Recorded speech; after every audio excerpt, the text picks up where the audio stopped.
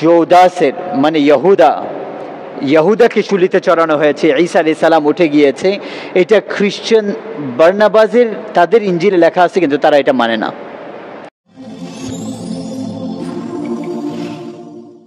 وقالت اليهود والنصارى نحن أبناء الله وأحباؤه। পুরো পৃথিবীতে যেই ইসরায়েলের এবং ফিলিস্তিনের অবস্থান নিয়ে সবাই যে এক প্রশ্নের সম্মুখীন হয়েছে যে কেন এই অবস্থা মুসলমানের এবং ইহুদিরা কি করতেছে, এই বিষয়ে আলোচনা করব যে এর পাশে মঞ্জর কি, ব্যাকগ্রাউন্ড কি ইহুদি জাতির, এবং মানুষের সত্যিকার অর্থে দুশ্মন কারা। তো এটা আমাদের জেনে রাখা দরকার যে সর্বপ্রথম মানুষের যে দুশ্মন সে হচ্ছে ইবলিস, শয়তান। এই ইবলিস শয়তান সে জিন্নাতের মধ্যে থেকে কিছু জিন্নাতদেরকে রিক্রুট করে মানুষকে পথভ্রষ্ট করার জন্য, আর মানুষের মধ্যে থেকে কিছু মানুষকেও সে রিক্রুট করে সে নিজের শিষ্য হিসাবে মানুষকে পথভ্রষ্ট এবং ধ্বংস করার জন্য। তাদের ব্যাপারে কোরআন বলেছে উলাইকা হিজবুশ শাইতান আলা ইন্না হিজবাশ শাইতানি হুমুল খাসিরুন। শয়তানের পার্টি এরা, আর এরাই ধ্বংস হবে। আর আরেক দল উলাইকা হিজবুল্লাহ আলা ইন্না হিজবাল্লাহি হুমুল মুফলিহুন, আরেক দল হচ্ছে যারা আল্লাহ তাআলা মুখলিস বান্দা। আর যারা শয়তানের পার্টি তারা মানুষের মধ্যে থেকে এবং জিন্নাতের মধ্যে থেকে। তো মানুষের মধ্যে থেকে যারা এরকম আছে যারা শয়তানের সঙ্গ দেয়, জিন্নাতের থেকেও আগে বেড়ে যায়। কিন্তু দুনিয়াতে এরকম এক জাতি আছে জাতিগতভাবে যারা বিশেষ সময় থেকে পরিপূর্ণ জাতিগতভাবে ইবলিসের এজেন্ট বনে গেছে, তার সাথী বনে গেছে। তারা কারা? তারা হচ্ছে ইহুদি জাতি। এই ইহুদি জাতি এর মধ্যে কিছু তো এরকম আছে যাদের ফিতরতের মধ্যে এটা ছিল যে আমরাই হচ্ছে আসল মানুষ, বাকি যারা মানুষ আছে এরা মানুষ রূপে জানোয়ার। ইহুদিরা এটা মনে করতে এদের কোনো অস্তিত্ব নাই, আমরাই হচ্ছে আসল মানুষ, নাহনু আবনাউল্লাহি ওয়া আহিব্বাউ। বাকি যারা আছে এরা হচ্ছে জেন্টাইস, এরা হচ্ছে নন ইহুদি, এরা জানোয়ারের মতো। যেরকম মানুষের অধিকার আছে জানোয়ারকে ব্যবহার করার, ঠিক এরকম তারা মনে করতো যে আমরাই হচ্ছে মানুষ আর বাকি সমস্ত মানুষরূপী এরা জানোয়ার, এদেরকে যেরকম ইচ্ছা আমরা ব্যবহার করতে পারবো। আমরা তাদেরকে যেরকম ইচ্ছা ওরকম ব্যবহার করতে পারি, তাদেরকে লুটতে পারি, মারতে পারি, তাদেরকে যা ইচ্ছা তাই করতে পারি। এটা তারা মনে করে তাদের জন্য এটা জায়েজ যে আমরা ডমিনেট করব আর তারা আমাদের আন্ডারে থাকবে। একটা তো এই দিক থেকে ইহুদিরা পুরা মানুষ জাতির দুশ্মন হয়ে গেল। কোরআনের মধ্যে আল্লাহ তাবারক ওয়া তাআলা বলেছেন ওয়াকালু লাইসা আলাইনা ফিল উম্মিয়িনা সাবিল, এদেরকে উম্মিয়িন বলতো যারা ইহুদি না তাদেরকে, কারণ তাদের কাছে তাওরাত ছিল, কিতাব ছিল, আর অন্য কারোর কাছে কিতাব ছিল না। তো এরা নিজেদেরকে শিক্ষিত মনে করতো আর অন্যদেরকে জাহিল আর অশিক্ষিত মনে করতো, যে আমাদের কাছে কিতাব আছে, তাওরাত আছে, আমরা শিক্ষিত আর ওরা অশিক্ষিত। তো এদের সাথে ধোঁকাবাজি করো, ডাকাতি করো, যা ইচ্ছা করো, আমাদের জন্য জায়েজ আছে, আমাদের উপর কোনো পাকার হবে না। আল্লাহ আমাদেরকে এটা জিজ্ঞাসা করবে না যে কেন এর সাথে মিথ্যা বলছিলা, কেন তাদেরকে মারছিলা, কেন তাদের জান নিছিলা, কেন ধোঁকা দিছিলা, এটা আমাদেরকে জিজ্ঞাসা করবে না। তো এই ভুল চিন্তাধারার কারণে একটা তো মানুষের দুশ্মন হয়ে গেছে ইহুদিরা, যে we are the chosen people of the Lord, আমাদেরকে আল্লাহ তাআলা জাহান্নামে দিবে কয়েকদিনের জন্য, লান তামাসসানা নারু ইল্লা আইয়ামাম মা'দুদাত, বাকি তো আমরা আল্লাহ পছন্দনীয় বান্দা, নাহনু আহিব্বাউল্লাহি, আমরা তো আল্লাহর পছন্দনীয় ভালোবাসার, বাকি দুনিয়ার মানুষ আমাদের আন্ডারে চলবে। এই চিন্তাধারা তাদের ছিল। কিন্তু তাদের ইতিহাস একটা সময় এরকম হলো যখন ঈসা আলাইহিস সালাম তাদের মধ্যে পাঠানো হলো ইহুদি জাতিতে।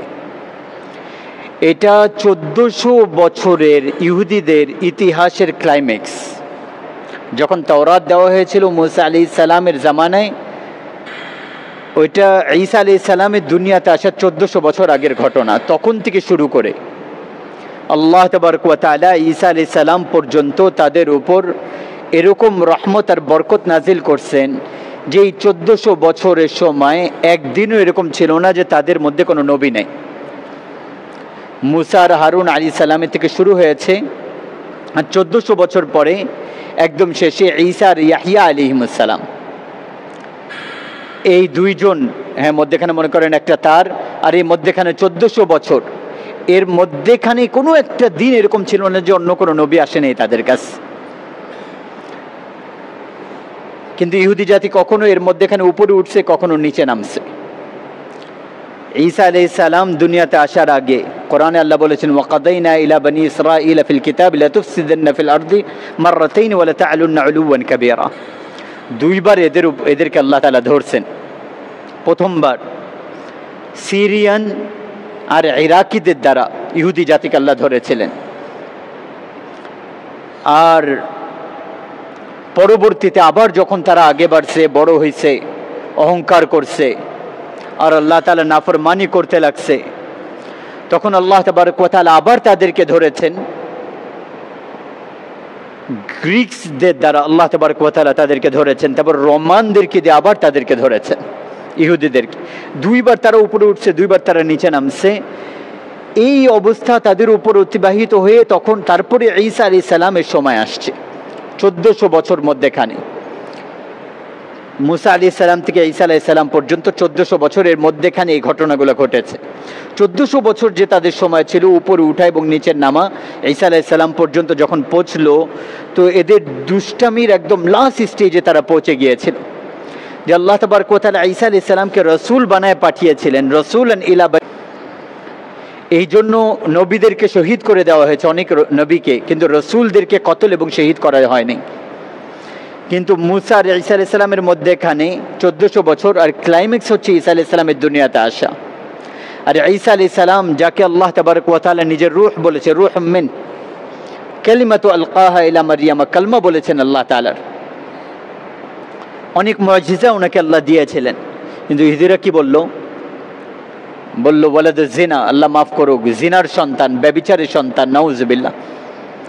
এ জাদুঘর, এ মুরতাদ, ওয়াজিবুল কতল, একে কতল করতে হবে, ইহুদিরা বলতে লাগলো ঈসা আলাইহিস সালামের ব্যাপারে। ওই সময় ক্ষমতা ছিল রোমানদের হাতে, রোমান এম্পায়ার, কিন্তু তারা অ্যাটনমি দিয়ে রেখেছিল, ধর্মের বিষয় ইহুদি আলেমরা যা বলবে তাই হবে। তো তাদের সবচেয়ে বড় রবাই যে আলেম ছিল, তার আদালতে এটা ফয়সলা হলো ঈসা আলাইহিস সালামকে শুলিতে চড়িয়ে দাও। তো বাদশার কাছে এই মেসেজ পাঠানো হলো যে মুরতাদ আর কাফের এ জাদুঘর ঈসা আলাইহিস সালামের ব্যাপারে, একে ওয়াজিবুল কতল, একে কতল করো, শুলিতে চড়াও। তো ওই সময়ের যে বাদশাহ, সে বলল ঠিক আছে, আমি এই ব্যাপারে কিছু বলবো না, ধর্মের ব্যাপারে আলিমরা যা বলবে তাই হবে, ঠিক আছে শুলিতে চড়াও। এটা তো আল্লাহ তাআলা ঈসা আলাইহিস সালামকে উপরে উঠিয়ে নিয়েছেন জীবিত, এটা আমরা জানি মুসলমান না, জীবিত অবস্থায় আল্লাহ তাআলা উঠিয়ে নিয়েছেন। আর ওই ব্যক্তিকে শুলিতে দেওয়া হয়েছে যে গাদ্দারি করেছিল, যার নাম ইহুদা ছিল, যে ঈসা আলাইহিস সালামকে জোদা ইস্করিও খ্রিস্টানরা যার নাম বলে, তার চেহারা আল্লাহ তাআলা ঈসা আলাইহিস সালামের মতো বানিয়ে দিয়েছিলেন, আর তাকিতে ইহুদিরা শুলিতে চড়িয়েছিল। আর এগুলা ঘটনা তাফাসিরে কিতাব আর হাদিসেও নাই, কিন্তু ইনজিলে আছে, বারনাবাসের ইনজিলে, বারনাবাসের ইনজিল। বারনাবাস দেখেন ঈসা আলাইহিস সালামের সাহাবীদের মধ্যে সে একজন ছিল, কিন্তু খ্রিস্টানরা তার ওই বাইবেলকে মানে না, তার ইনজিলকে মানে না। 100টা ইনজিল ছিল, তার মধ্যে থেকে 4টা তারা গ্রহণ করেছে, বাত্তি, জন আর মার্কাস আর মার্কস, এটা তারা খ্রিস্টানরা মানে, বাকিগুলা তারা মানে না, কারণ বলে এগুলা বাস্তব আর আগের গুলাকে তারা মানে না। তার মধ্যে থেকে একটা হচ্ছে বারনাবাস, তার মধ্যে এটা লেখা আছে যে আল্লাহ তাআলা জোদাসের মানে ইহুদাকে শুলিতে চড়ানো হয়েছে, ঈসা আলাইহিস সালাম উঠে গিয়েছে, এটা খ্রিস্টান বারনাবাসের তাদের ইনজিলে লেখা আছে, কিন্তু তারা এটা মানে না। তো এই গাদ্দার ছিল ইহুদি, তাকে আল্লাহ শাস্তি দিয়েছে। যেই বাগানের ঘরে ঈসা আলাইহিস সালাম লুকিয়েছিলেন, ছাদ ভেঙে 4 জন ফেরেশতা এসে ঈসা আলাইহিস সালামকে নিয়ে গিয়েছে, আর ছাদ ঠিক হয়ে গেছে। তারপরে ওই ব্যক্তিকে ধরে ইহুদিরা শুলিতে চড়িয়ে মেরে ফেলেছে। কিন্তু ওই দিন এই ইহুদি জাতিকে আল্লাহ তাআলা মাগদুবে আলাইহিম বলে দিয়েছে। দেখেন, আসলে হওয়ার কথা ছিল এটা যে রসুলের জানের পিছনে যখন কোনো জাতি পড়বে তো আল্লাহ নিয়ম এটা ছিল ওই জাতিকে আল্লাহ তাআলা পরিপূর্ণ ধ্বংস করে দিতেন, শেষ করে দিতেন। নূহ আলাইহিস সালামের জাতিকে আল্লাহ ধ্বংস করেছেন, হুদ আলাইহিস সালামের চোখের সামনে আদ জাতিকে ধ্বংস করেছেন, সালেহ আলাইহিস সালামের সামনে সামুদ জাতিকে ধ্বংস করেছেন। এটা আল্লাহ তাআলার নিয়ম ছিল। লূত আলাইহিস সালামের সামনে ওনার জাতিকে ধ্বংস করেছেন। মাদিয়ান এলাকায় শুআয়ব আলাইহিস সালামের সামনে ধ্বংস হয়েছে। আলে ফিরআউনকে ধ্বংস করে দেওয়া হয়েছে। এই জন্য যে রসুলের ব্যাপারে আল্লাহর এই নিয়ম, নবীদের ব্যাপারে এটা ছিল না। নবী এসেছেন, দাওয়াত দিয়েছেন, যে মেনেছে ভালো করেছে, যে মানে নাই তার নিজের শাস্তি হয়েছে অথবা বরবাদ হয়েছে। কিন্তু দুনিয়াতে বেশিরভাগ সময় আল্লাহ তাআলা সমূলে তাদেরকে ধ্বংস করেন নাই। রসুলদেরকে যারা অস্বীকার করেছে, কারণ ওনারা আল্লাহর আদালত নিয়ে আসতেন। রসুল আল্লাহকে মানলে বাঁচবা, না মানলে ধ্বংস হবা। তো এই দিক দিয়ে মুস্তাহিক হয়ে গিয়েছিল ইহুদি জাতিকে ধ্বংস করে দেওয়ার জন্য। কিন্তু আল্লাহ তাআলা বিশেষ কোনো হিকমত ছিল, ওইটা আমি পরে আলোচনা করব। যে ফয়সলা এটা আল্লাহ তাআলা করলেন যে ঈসা আলাইহিস সালামকে তো আল্লাহ তাআলা জীবিত উঠিয়ে নিলেন, আর ইহুদিদেরকে আরো লম্বা সুযোগ দিলেন যে এদেরকে একটু মহলত দাও, সুযোগ দাও। হ্যাঁ, তোমাদেরকে আযাবে আকবার, সমূলে তাদেরকে আল্লাহ ধ্বংস করেন নাই। এরকম মনে করেন যে কারো ফাঁসির হুকুম তো হয়েছে কিন্তু এক্সিকিউশন এখনো হয় নাই। ইহুদিদের সাথে এরকম হলো, আর না হলে তারা যোগ্য হয়ে গিয়েছিল, তাদের উপর আল্লাহ তাআলা আযাব এসে সমূলে ধ্বংস করে দেওয়ার কথা তখনই ছিল।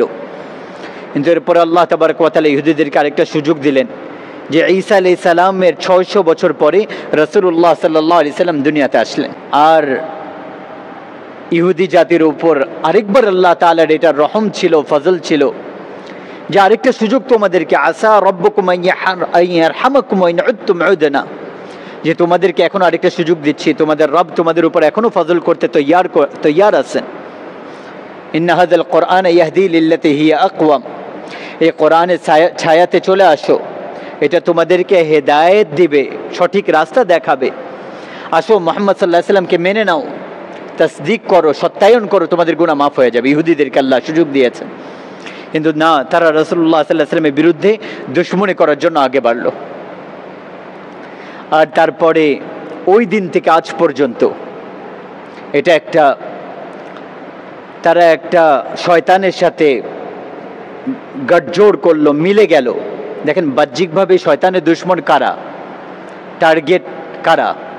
শয়তানের, ইবলিসের। যারা মুহাম্মদ সাল্লাল্লাহু আলাইহি সাল্লামকে মানে না তারা তো এমনি জাহান্নামী, তাদের উপর শয়তান মেহনত করা জরুরি না শয়তানের জন্য।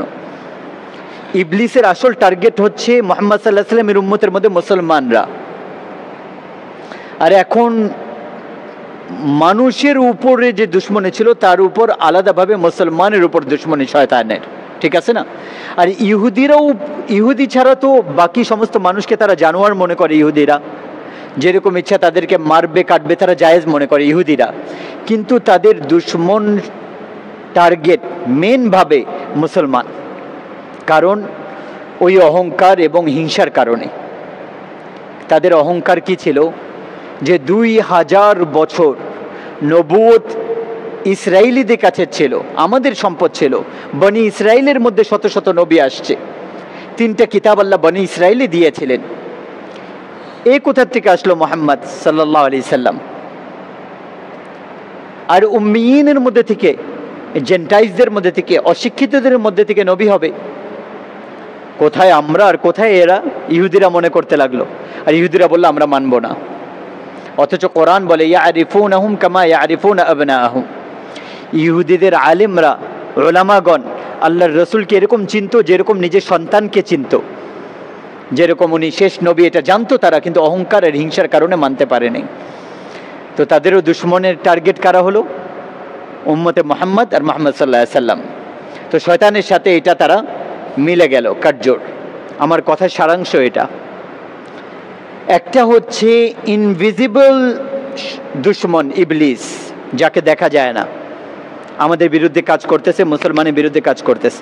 আর মানুষের মধ্যে থেকে অনেক তার এজেন্ট আছে, মুসলমানের মধ্যেও আছে, কিন্তু জাতিগতভাবে পুরা একটা জাতি শয়তানের সাথে যে মিলে গেছে এই ব্যাপারে গঠজোড় করেছে। মুসলমানের প্রথম দুশ্মন ইবলিস আর দ্বিতীয় দুশ্মন দুনিয়াতে ইহুদিরা।